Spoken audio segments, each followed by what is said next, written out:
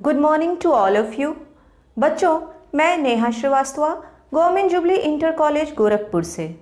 बच्चों, आज हम क्लास 10th के साइंस के chapter number 4 carbon and its compound का तीसरा पार्ट डिस्कस करेंगे।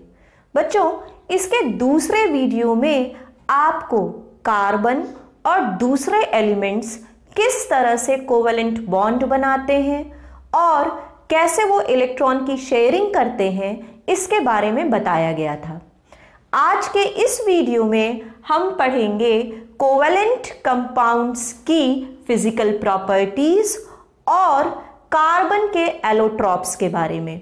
तो चलिए हम अपना आज का टॉपिक शुरू करते हैं। सबसे पहले हम डिस्कस करेंगे कोवेलेंट कंपाउंड की physical properties.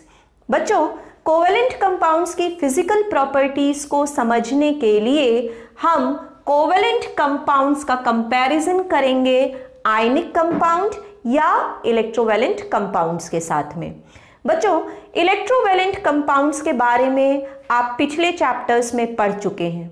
Electrovalent compounds metals और नॉन मेटल्स के बीच में बनते हैं और ये कंपाउंड्स इलेक्ट्रॉन के ट्रांसफर से बनते हैं। जो एलिमेंट इलेक्ट्रॉन देता है मेटल होता है और उसके ऊपर पॉजिटिव चार्ज आ जाता है, और जो एलिमेंट इलेक्ट्रॉन लेता है वो नॉन मेटल होता है और उसके ऊपर नेगेटिव चार्ज आ जाता है।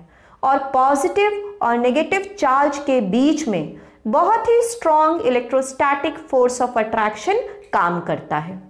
तो बच्चों, कोवेलेंट कंपाउंड और इलेक्ट्रोवेलेंट कंपाउंड के बीच का डिफरेंस चलिए अब हम स्टार्ट करते हैं। बच्चों, सबसे पहला पॉइंट है कि जो आयनिक कंपाउंड होते हैं या इलेक्ट्रोवेलेंट कंपाउंड्स होते हैं उनका मेल्टिंग और बॉइलिंग पॉइंट हायर होता है, जबकि कोवेलेंट कंपाउंड्स का मेल्टिंग और बॉइलिंग पॉइंट्स लो होता है। चलिए इसका रीजन देखते हैं।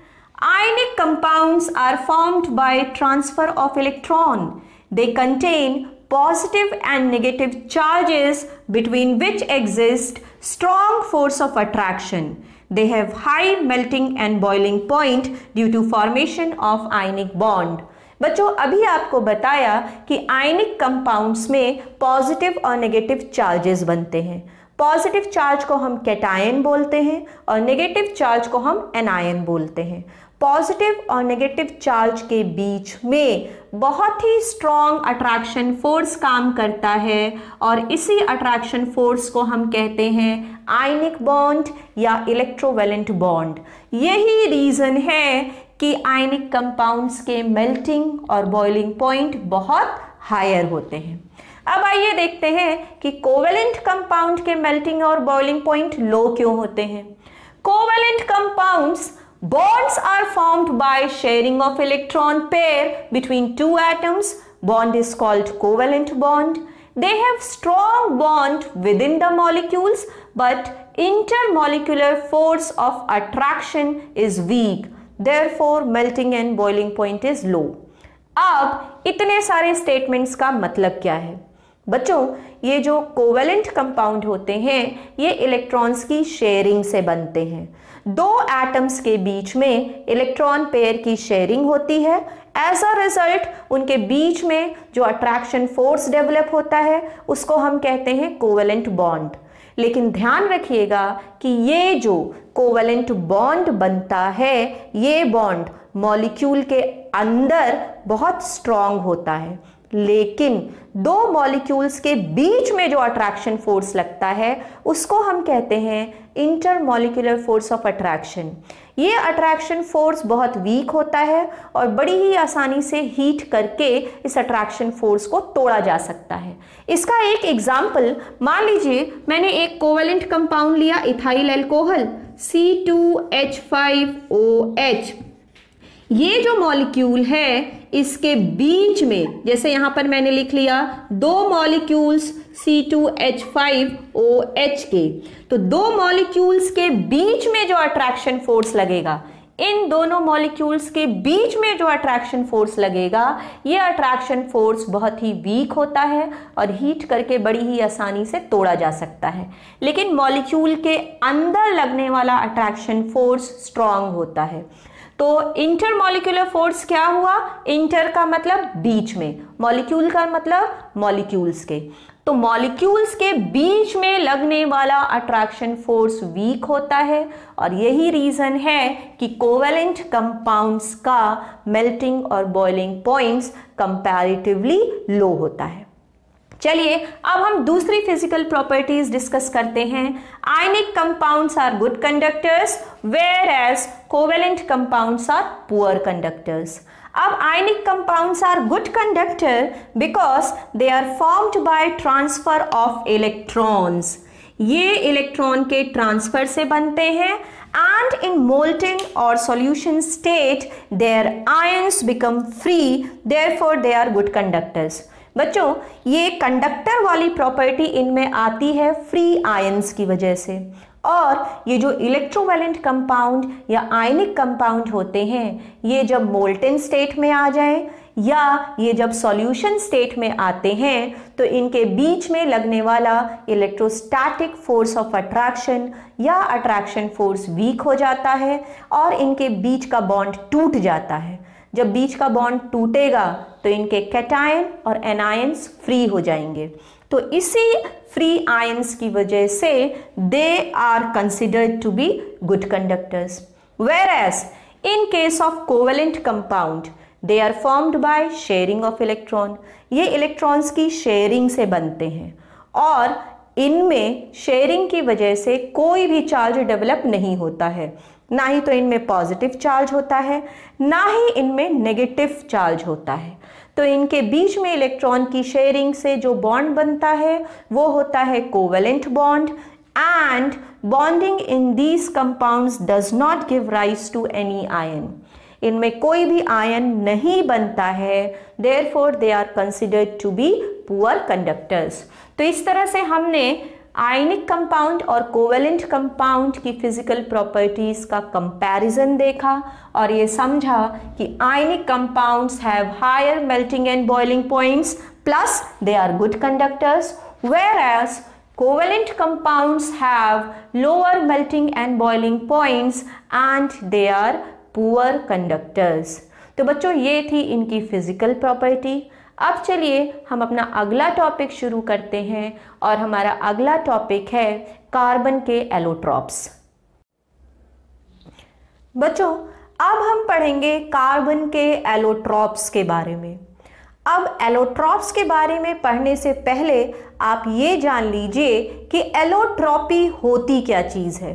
बच्चों एलोट्रॉपी एक प्रॉपर्टी होती है जिसमें कोई एलिमेंट अलग अलग फॉर्म्स में इस तरह से एग्जिस्ट करता है कि सारे फॉर्म्स की फिजिकल प्रॉपर्टीज तो एक दूसरे से अलग होती हैं लेकिन केमिकल प्रॉपर्टीज सेम होती हैं। आप फिर से सुनिए एलोट्रॉपी क्या होती है। Allotropy is the property by virtue of which an element exist in different forms and these different forms show similar chemical property but different physical properties। मतलब कोई एलिमेंट एक से अधिक फॉर्म में तो एग्जिस्ट करेगा लेकिन सारे फॉर्म्स की केमिकल प्रॉपर्टीज सेम होंगी। अब सारे फॉर्म्स की केमिकल प्रॉपर्टीज सेम क्यों होंगी? सारे फॉर्म्स की केमिकल प्रॉपर्टीज सिमिलर इसलिए होंगी क्योंकि सारे फॉर्म्स में एक ही एलिमेंट प्रेजेंट है तो इनकी केमिकल प्रॉपर्टीज सेम हो जाएंगी। और सारे फॉर्म्स की फिजिकल प्रॉपर्टीज क्यों अलग होंगी? बच्चों सारे फॉर्म्स की फिजिकल प्रॉपर्टीज इसलिए अलग हो जाएंगी क्योंकि सारे फॉर्म्स की स्ट्रक्चर एक दूसरे से अलग होती हैं। तो आइए अब हम शुरू करते हैं कार्बन के एलोट्रॉप्स की। बच्चों कार्बन के एलोट्रॉप्स में हम पढ़ेंगे 3 एलोट्रॉप्स के बारे में, डायमंड, ग्रेफाइट और फिर तीसरा है फुलेरीन। तो आइए इनमें से हम एक एक को शुरू करते हैं। ध्यान रखिएगा ये तीनों ही फॉर्म्स कार्बन के बने हैं इसलिए इनकी केमिकल प्रॉपर्टीज सेम होंगी और सारे फॉर्म्स की फिजिकल प्रॉपर्टीज इसलिए अलग होंगी क्योंकि सारे फॉर्म्स का स्ट्रक्चर एक दूसरे से अलग होगा। चलिए हम सबसे पहले शुरू करते हैं डायमंड के बारे में।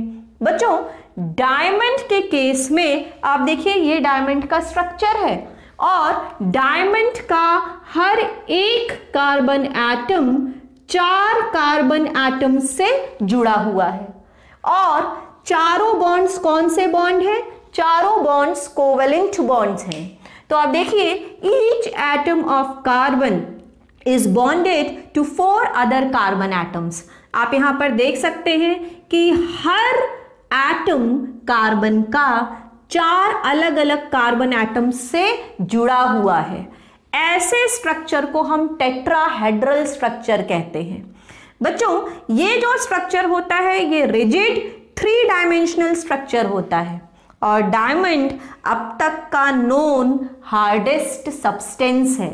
तो बच्चों, डायमंड के स्ट्रक्चर में आपने देखा कि हर एक कार्बन एटम 4 अलग अलग कार्बन एटम्स के साथ में जुड़ा हुआ है और चारों बॉन्ड्स कौन से बॉन्ड्स हैं? चारों बॉन्ड्स कोवेलेंट बॉन्ड्स हैं। फिर आप देखिए, आपने पढ़ा कि it is the hardest known substance. बच्चों, इसी प्रॉपर्टी की वजह से डायमंड का यूज हम पत्थरों को काटने में भी करते हैं। फिर आप यहां पर देखिए, pure carbon when subjected to high pressure and high temperature changes into synthesized diamond।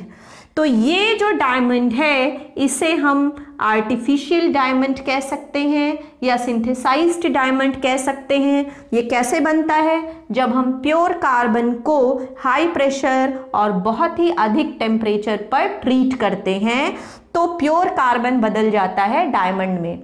ये जो सिंथेसाइज्ड डायमंड होता है इसका जो शेप होता है या ये जो दिखता है ये एकदम प्योर डायमंड की तरह ही दिखता है, बस डिफरेंस ये होता है कि इसकी साइज छोटी होती है।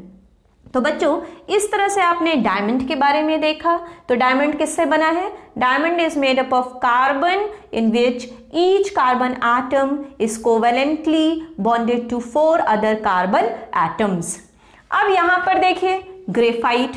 ग्रेफाइट के केस में आप देखेंगे कि हर एक कार्बन एटम 3 कार्बन एटम्स के साथ में जुड़ा हुआ है कोवेलेंट बॉन्ड के साथ। फिर आप देखिए, आप यहां पर देख सकते हैं कि कार्बन एटम्स ने जो अरेंजमेंट की है वो हेक्सागोनल रिंग्स के फॉर्म में है और आप देखिए कि हेक्सागोनल की जो रिंग्स हैं वो लेयर के फॉर्म में अरेंज्ड हैं। यही रीजन है कि ये बहुत स्लिपरी होता है। आइए इसकी प्रॉपर्टीज को देखें। Each atom of carbon is bonded to 3 other carbon atoms in same plane. हाँ, ये पॉइंट आप ध्यान रखिएगा कि ये जो कार्बन एटम्स होते हैं वो एक ही प्लेन में अरेंज्ड होते हैं। तो यहां पर क्या हुआ कि हर एक कार्बन एटम 3 अलग अलग कार्बन एटम्स के साथ में बॉन्ड बनाया हुआ है।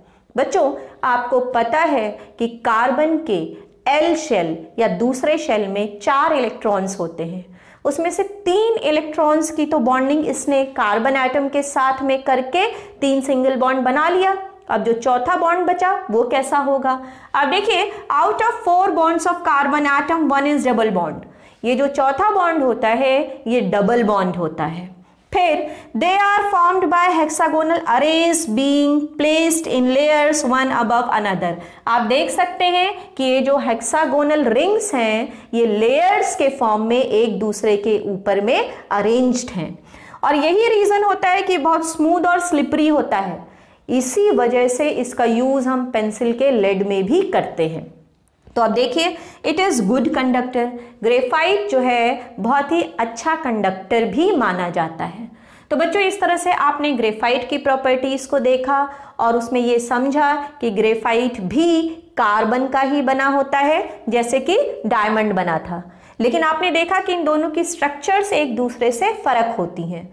तो due to presence of similar atom carbon they will show similar chemical properties but they possess different structures and arrangement of atoms due to which they will have different physical properties. अब एक और allotrope है carbon का जिसे हम कहते हैं फुलेरीन। बच्चों, सबसे पहले जिसे आइडेंटिफाई किया गया था वो था C60।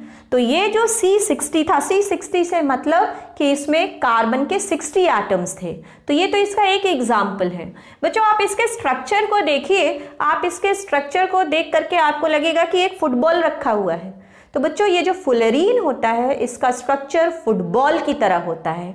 मतलब इसमें कार्बन एटम्स ऐसे खुद को अरेंज करते हैं कि structure appears to be that of football like.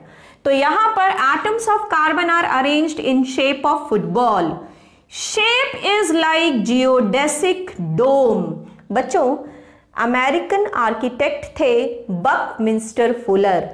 उन्होंने एक जियोडेसिक डोम डिजाइन किया था और ये जो जियोडेसिक डोम डिजाइन किया था इसका स्ट्रक्चर एकदम इसकी तरह से लगता था, कार्बन के इस एलोट्रॉप की तरह। यही रीजन है कि साइंटिस्ट के नाम पर, मिस्टर बकमिंस्टर फुलर के नाम पर, हमने इस एलोट्रॉप का नाम फुलेरीन रख दिया। और फुलेरीन भी किसका बना था? कार्बन एटम्स का। तो आपने देखा कि कार्बन के ये तीनों allotrope, whether it is diamond, graphite और फुलेरीन, all three are made up of same atom, that is carbon, but three of them they have different structures and arrangement of atoms due to which they will show different physical properties. तो क्या हुए ये carbon के forms हुए जिनकी physical properties एक दूसरे से अलग हैं, लेकिन chemical properties are same due to presence of similar element and that is carbon. तो इस तरह से आपने कार्बन के एलोट्रॉप्स को जाना। बच्चों, आज के इस तीसरे वीडियो में आपने जिन टॉपिक्स के बारे में पढ़ा वो थे कार्बन की फिजिकल प्रॉपर्टीज। उसका कंपैरिजन हमने किया था किससे? कोवेलेंट कंपाउंड के फॉर्म में हमने ऑर्गेनिक कंपाउंड्स का कंपैरिजन किया था इलेक्ट्रोवेलेंट कंपाउंड से। और फिर आपने कार्बन के एलोट्रॉप्स को जाना। अब अगले वीडियो में हम डिस्कस करेंगे कार्बन के वर्सेटाइल नेचर की। तो तब तक के लिए थैंक यू सो मच।